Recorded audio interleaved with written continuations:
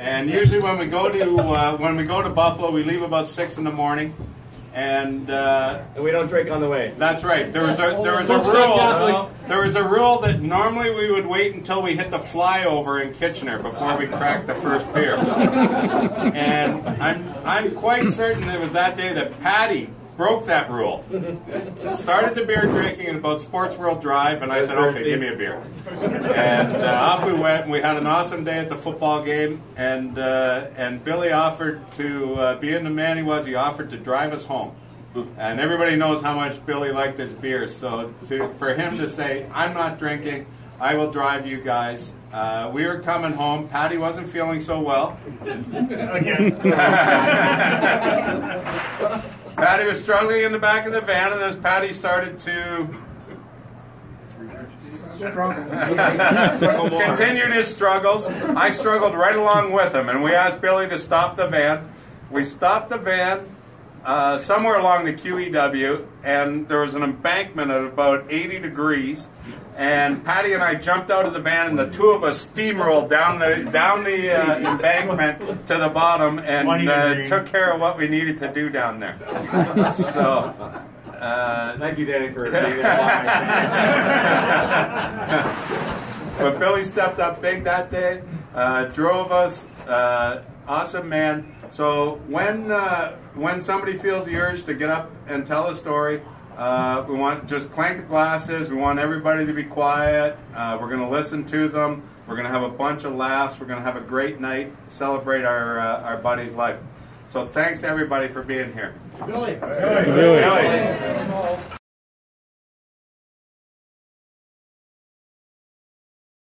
Get the wide, Alan, get the wide angle. I don't want my buns to pop. I remember when you were young and fit like Piers. I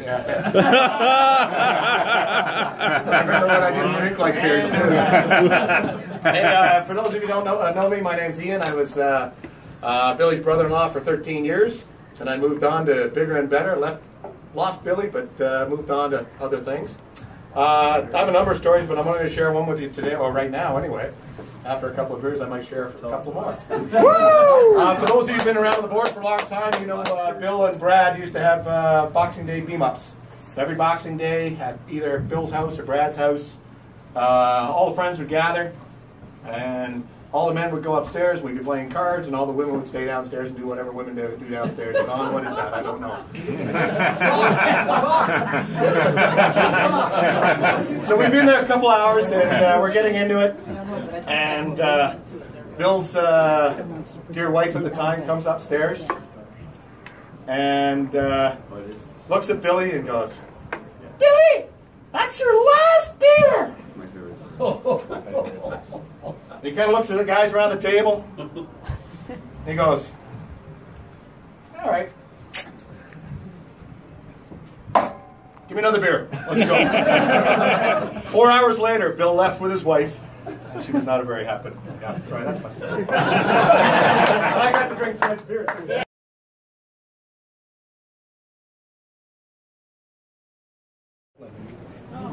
Yes, she worked the Stratford game with him, and on the way up, she says to Billy, "Billy, I don't want you talking to anybody.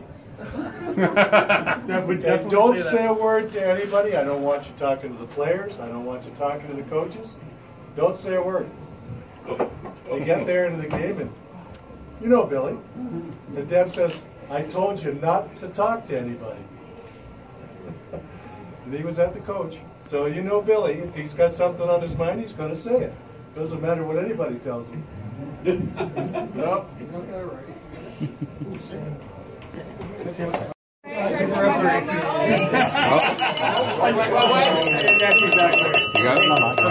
Hi everybody, I'm Dave's daughter. My mom couldn't make it tonight. She says hi to everybody. So, we know how long you guys are at the games, how long it normally takes. We add on an extra 15 minutes for Mr. Long Showers over here. Might be for somebody else. But, there was one night, and I'm like, "Where's Dad?" She's just like, "Oh, don't worry about it.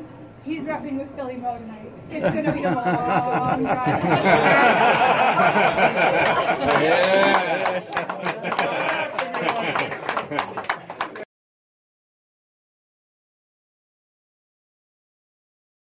Hey, this is about Billy, right? Not you? This is about Billy. So speaking of these long rides home, I've been the champ. I should have pardoned. So Billy had to test me out a little bit. Obviously he knew that I was a police officer with the Pure Regional Police. Now Billy liked to have his road rockets, as we call them, perhaps on the way home after an upcountry game, but he wasn't quite sure how he should approach Officer Longprey, who was his partner on this day off referee. So he's feeling me out a little bit, thinking, oh, geez, how do I mention this to Darren that we actually drink on the way home and blah, blah, blah. So he says to me, he says, are you opposed to, indulging on some road rockets on the way home kind of thing? And I'm like, Billy, I said, Jesus, I'm a police officer. It's against the law, but I guess I could if we make this a temporary licensed establishment just for the ride home.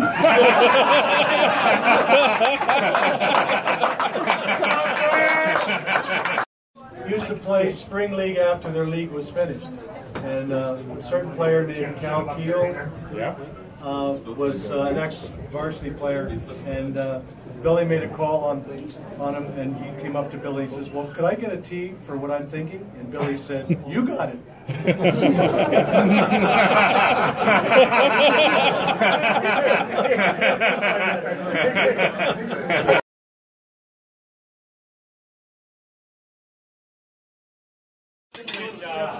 Traveling with Billy anywhere. I always met him wherever we went. And as everybody who ever refereed with Billy knows, it's always an adventure when you get on the floor with Billy Moe. You know that something is going to happen. And sometimes it's good, and sometimes it's bad, and sometimes you just scratch your head and go, wow. Wow. This happened in Listowel in the Men's City League up there. There's a player by the name of Wayne, really nice guy, but he's always at the wrong end of a block charge. He's always late getting there. He works his ass off to get there, but he's always late.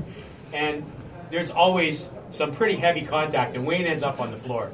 This one particular night, Wayne got hammered 3 or 4 times, and we called the blocks on him, and every time it happens, he gets a little more pissed off. And the last time, he's so close to getting in right position, but he gets hammered on the floor, but it's still wrong. Billy makes the exact right call, calls the block on him. Wayne gets up, freaking out, and there's explicatives all over the place, and he stomps off the floor, he rips his jersey off, and throws it in Billy's direction. Billy looks at him, smiles, walks over, picks up his jersey, folds it very neatly, takes it over, and puts it in his bag. He turns to me and says, what do you think he's going to do now? It's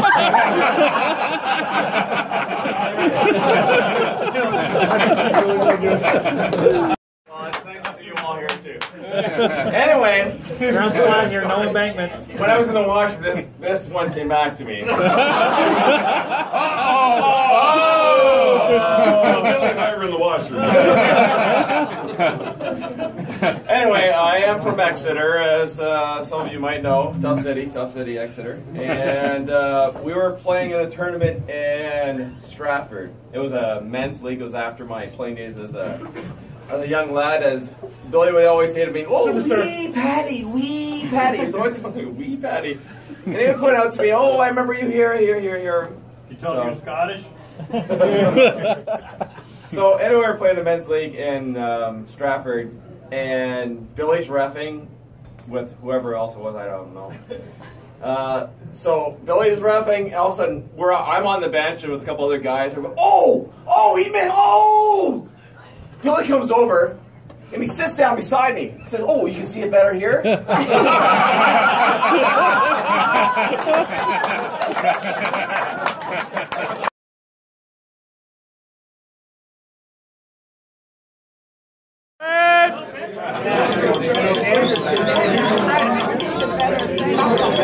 showing you less and less respect, Danny. I know. I had to hold off on this story because somebody just came in who was involved in this story. And so I go to WCI to referee a game with Billy one day, and we're in the locker room, and I look at him and Billy, what have you done with your pants? There are more wrinkles in this pair of pants than you could possibly imagine. If he had tied them up and left them wet for like 3 months, they couldn't have this many wrinkles in the pair of pants. I said, what have you done? He goes, I'm house sitting for Gary in Alberta. And he goes, they have a bionic dryer. This thing must be 500 degrees. And he goes, I burnt my pants. I said, Billy, you can't wear those. You cannot wear those out on the court. He goes, I don't have another pair. Okay, so out we go on the court. And a man I've grown to know and love, Craig Nichol, coaching WCI. I get up, I said to Craig, I said, Craig, you need to do me one favor. Yeah, Danny, what do you need? Whatever, first chance you get, you need to ask Billy about his pants. So I am at the far end of the court. And I see Craig walking towards Bill at the other end of the court, thankfully. And I see him talking, and I'm just like, oh my God, here we go. And Billy looks, Craig asks him, what's up with the pants? Billy looks at the other end at me and goes,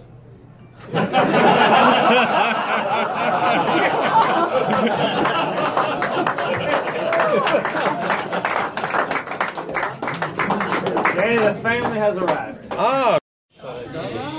Billy was also, as many of you or most of you know, pretty much of an organizational neat freak. When he first, the first year he got separated, our family had booked. I had booked a 1-month trip to New Zealand. So I called him over in August. We were going in December, and I said, "Hey, Billy, we're going to be gone for the entire month. If you want the house for August or for December, right through the New Year, it's yours. Bring the kids over. We'll make sure there's a Christmas tree." And I never really did hear how much traffic there was there. But when I did come back, all my albums were now in complete alphabetical order. No stale dated beer. Everything was and anytime we went on holidays for years to go, I always said, if you want the house for a couple of weeks, there's the keys. And he would oftentimes do that. That was when he was still living. When he was living at his mom's place. But one other thing, you talk about Bill, and you never knew what to expect. Well, put one thought into your head: 3-man crew with Bill Moffat and Norm Green.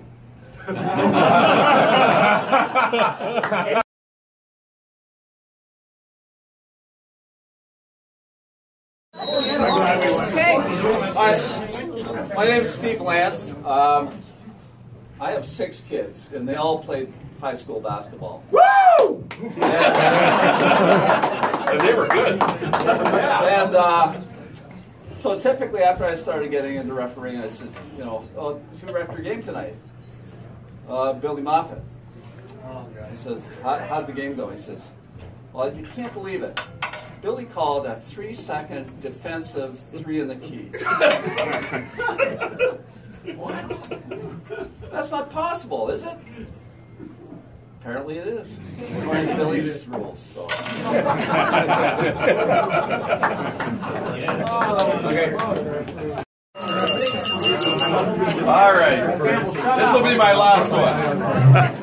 Hey! One more time!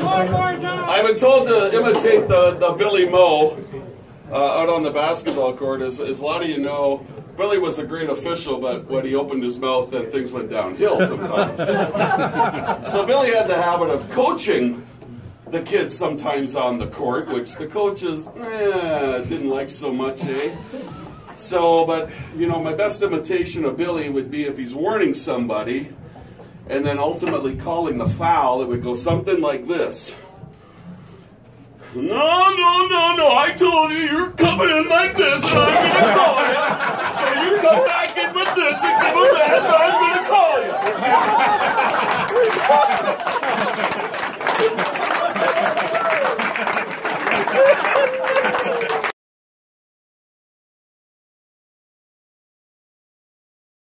A bunch of people coming and going, some new arrivals. Alan's doing a great job tonight. He's taking video of all the commemorative speeches at the podium. They're going to be uploaded to YouTube, so you'll be able to see everything. So even if you got here at 8:30, 9:30, doesn't matter. You're not going to miss anything. You'll be able to see it. I'm sure Alan will send out a link. We'll make sure everybody gets it. Lots of good stories to come. Keep having fun, everybody. It's a great night. A great night. No pressure. Sorry. No, I just showed up. Yeah. What? Okay, we're good. Yeah, we good. Pause forever or talk? About 4 o'clock this afternoon, I was sitting at home and I decided I needed to do something tonight. And for anybody who hasn't noticed, I started Googling. I needed to get something etched into the back of my hair in honor of Billy. So for anybody who hasn't seen it, Bank of Montreal.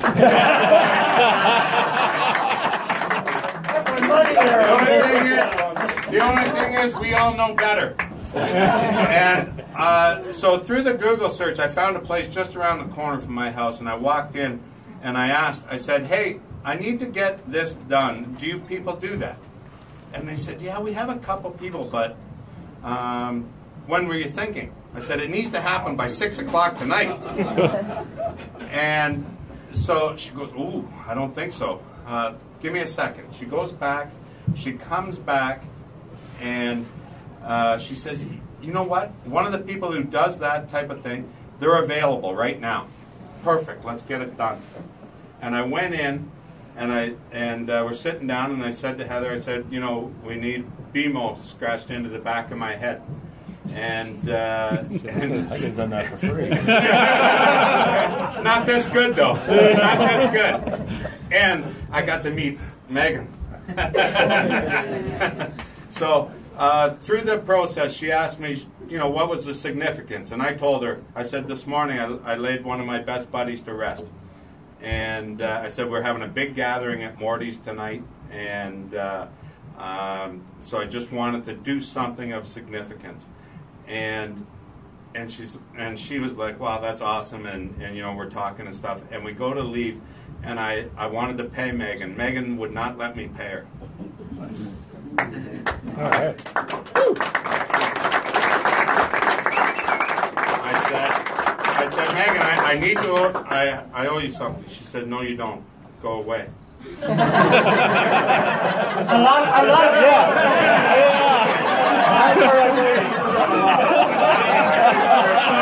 I started to go away, and then I thought, no, I need to meet Megan one more time. So I went back, and I said, Megan, I threw $20 on the counter, and I said, Megan, you need to take this. And I said, I would love if you showed up at Morty's tonight. And I cannot believe this woman showed up.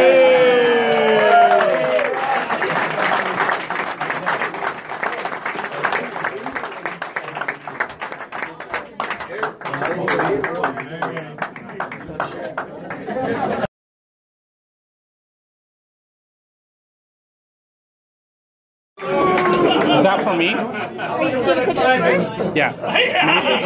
Yeah, can you put it on that table? Yeah. I get a lot of flack from a lot of guys out here. I would like to say, if you haven't read today's record, there's a nice article about Billy Moe in the record today. There's been a nice article written by Brian Totsky, who is a writer for the Chronicle, which is a Waterloo paper.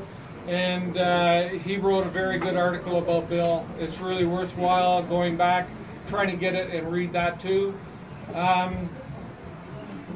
Billy Moe, I'm not up here to tell funny stories or anything about Billy Moe. All I want to say is I have appreciated Billy Moe from the day that I started teaching at Eastwood in 1971-72 when he was a student there along with Peter, and there's a bunch of other guys here that I taught and I've met over the last 3 or 4 days as they've come to the funeral parlor and other places to visit Billy and met them. I've always really appreciated Billy and all the hard work he's done for other people. I love the fact that he is a hard worker, and he has always been a hard worker right from grade 10. Not that he was the smartest person in the world, and not that he was the dumbest person in the world. He was a hard worker, and I've got a lot of people who have said that. So I have taught a lot of students, about 5,700 students. 5,700 students have gone through my 30-some odd years of teaching. I've become friends with a lot of my students. And after they've graduated from high school and university, somehow we've got together, whether it's through sports or whether it's through other interests or whether it's through my wife or whatever. We've become friends with a lot of our students. And Billy, I became friends with him as soon as he joined the board. He was easy to get along with. And as an assigner in 2000, from 2000 till this year, he's done more games than any other ref on our board. Partly because he volunteers himself, saying, if you ever need help, which I did all the time, please phone me. I will do anything. So if I'm reffing 3 games in the morning, I'll ref 2 games at night. If I'm reffing 3 games at night, I'll ref 2 games in the morning. I will do anything you want for the sake of the kids. And he really appreciated all the kids that he refereed for. Also, he would stop in at our house he went up country all the time. He loved going up country. And as people have said and told us some stories about his up country adventures, he loved going up country more than he loved doing games in Kitchener-Waterloo. Mostly because he always drove. Don, why am I not driving? Will you please change this so I'm the driver? Because he wanted to drive. He wanted to tell the stories, drive to all these places in Ontario, take you there, explain why you're going there. He had a pie place, an ice cream cone place, a luncheon place, a supper place, a drinking place, and a drinking place. His best drinking place was in his van. And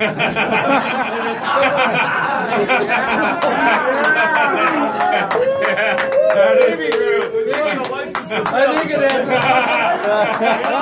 temporary license establishment. Absolutely. He bought that van secondhand. He put on 400,000 miles in that van. Thanks to you. Partly because of Randy and I. And he always had refreshments in his car. Whether we could find them or not, that was another story. It was pretty messy back there, but we always had something on the way home. Never before reffing, but always on the way back.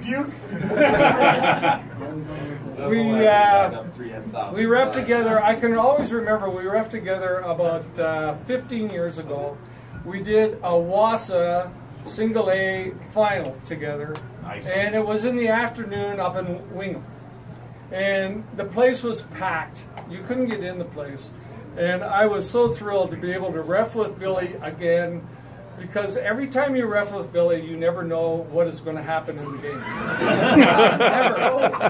It's so much fun reffing with him because you don't know whether the game is going to go so smoothly, because he was a fantastic ref. And don't get all the stories you may hear or may have heard, and the stories where coaches say, oh my God, it's Bill Moffat again, and all this stuff. He was a real good ref. He was better when he shut up.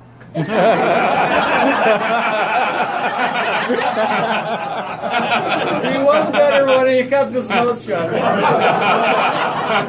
He still was a very good ref, but always, every time you refed with him, there was one 2, or maybe 3 maximum of calls. You didn't know what the hell he was talking about. And his signals, what the hell is this? Is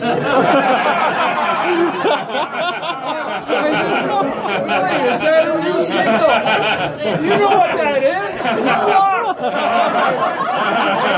I know what that is. There you go, Valley Go. What the hell is that, Billy? That's a hold. A hold? Are you massaging yourself? Anyway, he had his own system of reffing, but he was a good referee. And for me as the assigner, he always wanted to help out. He would come and say, I know there is a charity thing going on at this school. Can I help? There aren't very many refs who phone me and ask me to go out and do stuff for free. And anytime, he said this to me, anytime there is a game where I can go out and help kids and I don't care if I get paid or not, I will go and help. And that's the type of guy he was. He wanted to do things for other people. And I got many calls from coaches who said, we've got this type of game, an alumni game, or a charity game, or blah, blah, blah. Billy would be the first one I'd call because I knew he would do it. And he did, all the time. So I am here to say, oh, and I forgot to tell you the story I was going to tell you about Wingham.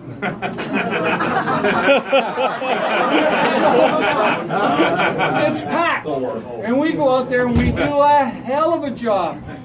Except you can hear things from the crowd, you can hear things from the coaches, but it's so noisy you can't really pick out who is doing what. So Billy goes up to the coach and says, you are the hometown coach. I want this quiet in the gym, which is impossible because they're all screaming and both sides and this and that and everything else. And he starts lecturing, and you know how Billy goes, and I want this done right now. I'm standing 10 feet away from him, and everybody's screaming, and I go, Billy, what are we doing? So I bring him over, and I talk to him, and I said, Bill, nobody can hear what we're doing. They can hardly hear our whistle. It's so fantastic. Aren't you having fun? He said, this is fantastic. This is why I ref. I said, well, why are you lecturing the coach? He says, that's what I do. I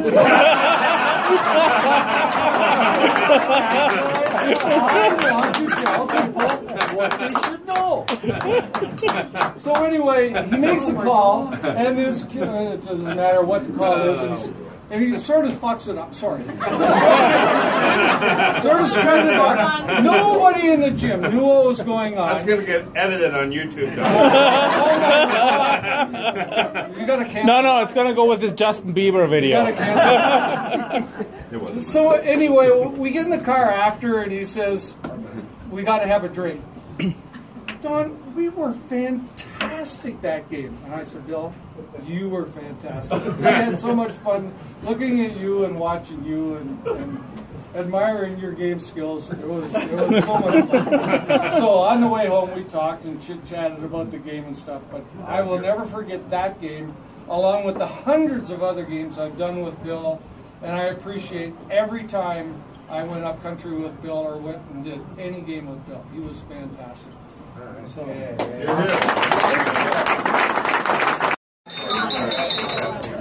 I am going to try and follow my husband on, but anyways, Bill used to come to our house a lot after a winging game or up country. He'd always bring a case of beer and stuff it in our fridge and always ask me why I never drank his beer. I said, because that's your beer and you're going to drink it when it comes. Hey, why? Can you pick it up just a couple of notches so we can hear you? But any time Bill would stop in, his favorite thing was to bring me a coffee. And he knew I liked 1 milk, 1 cream. I gave up sugar 1 year for Lent, so he would bring me a coffee. Well, Don said one morning he was going out for coffee. So I said, okay, go get me a Timmy's, blah, blah, blah. And I heard the door shut and I went, oh, okay, he's home already. But anyways, I said, I'm in here, honey. I'm just blow drying my hair. So I kind of see this story. But anyways, Bill kind of knows our house and knows everything. So he kind of walks around and comes by the bedroom. And I'm walking out and kind of in my unmentionables. But anyways, I kind of hear goes, I got your coffee. And I went, as I turned, I heard it was Bill's voice. And I went, oh my God, and back in the house. And Bill's typical line was, well, I've seen it before. A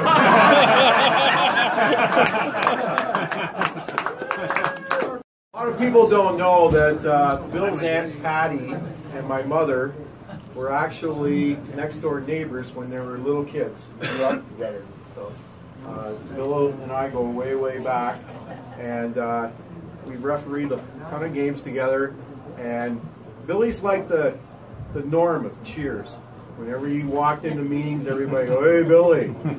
And he's the type of guy that always came up with a quick response for anything that you come out of your mouth.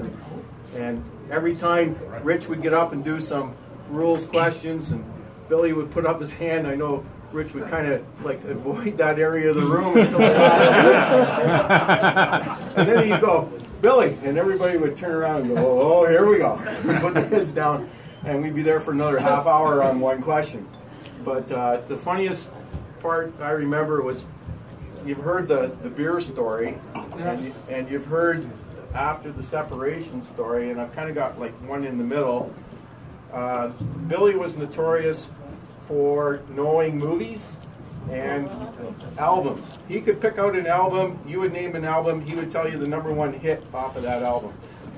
And we used to have Christmas parties over at Dave Bojay's house.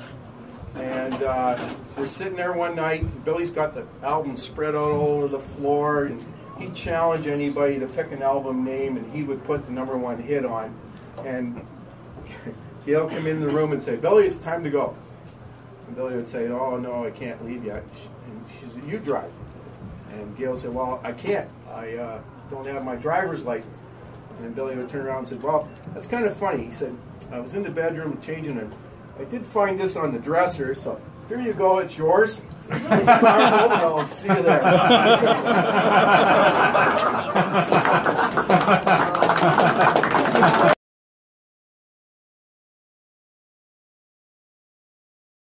That's great. Pretty good. All right. I got a couple things. A couple things. One thing. Back in the day when I was leading the first and second year group, one of the individuals that kind of stuck out to me, and this ties into Billy, was Brian Black. When Brian came out, he was like eager to learn about refereeing, and it was really keen. And one of the reasons he came out is Billy was like one of his best friends growing up. And if you read the record today, Brian was basically grew up with Bill all the way through. So it was so neat to be part of that. I rep with Brian up country a few times, and man, we had a great experience. And it really ties me back into Billy and who he was. So that's pretty awesome. So I was so happy to see Brian today, and it all kind of tied me into that. This is not very funny. Oh, yeah. You know what? I have some serious side to me, Ian. Only this time. Really?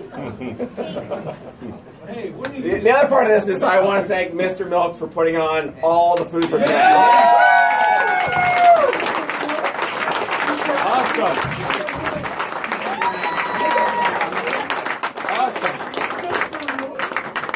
So thank you. That was one of my more important messages.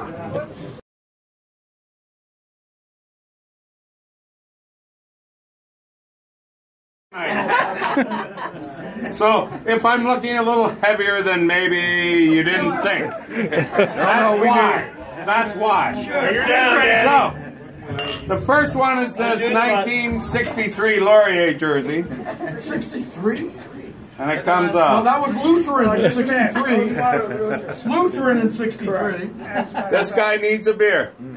That would be Billy. There has never been a more true statement than what this shirt is speaking right now. So anybody on their way out, I will drink every beer that's left for me in honor of my buddy. Here, hold on. Hold on. No, just. Yeah. We don't need nightmares. There will be no nightmares. And then, while we were cleaning out my friend's apartment, he said, he told me he wanted me to have this.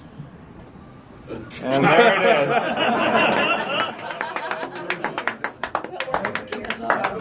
And then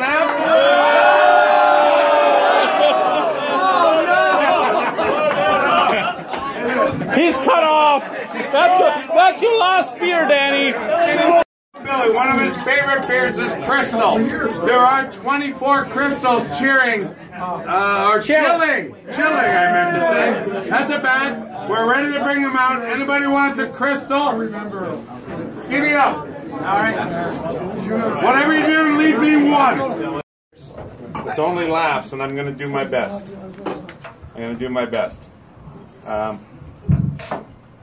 One of the most incredible experiences through this last couple months. We're staying at our house.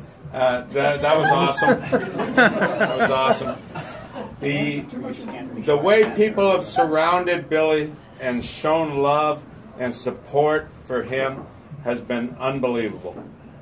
From the baseball game to the hospital visits to Craig and Kim to the emails. I phone somebody. I say, Alan, I need you to do this. I need you to do this.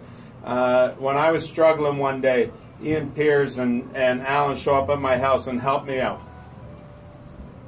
It has been unbelievable.